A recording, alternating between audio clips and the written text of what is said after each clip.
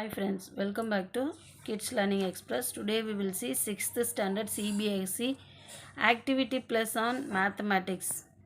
In this first lesson, commutative property of addition and multiplication we will see. Okay, in this they have given some question and answer. Procedure also they have given. First we will see the viva voce.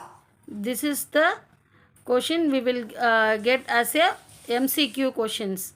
Okay, what is the commutative property of addition of whole numbers?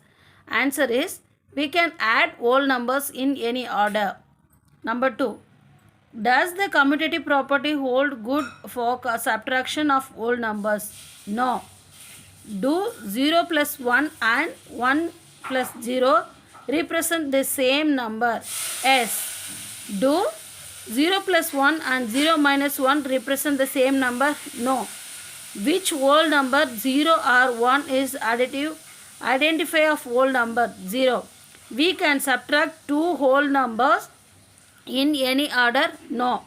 Is the sum of two whole numbers always a whole number? Yes. Is the difference of two whole numbers always a whole number? No. Which whole number has no predecessor? 0. What is the commutative property of whole number under multiplication? We can multiply two whole number in any order. Does the commutative property of whole number hold good under division? No. What is the product of smallest whole numbers and the smallest prime number? 0. Can we divide two whole numbers in any order? No. Next page.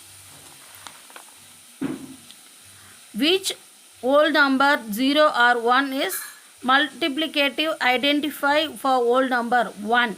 Can we divide any whole number by 0? No. Can we divide any whole number by 1? Yes. Is the product of two whole number a whole number? Yes. What is the product of 0 and its successor? 0. Okay children, we will see next chapter prime number, that is also vice versa. We will see next video. Okay children, if you have any doubt in this, you can ask me in comment, so I will clarify with you. Thank you for watching this video.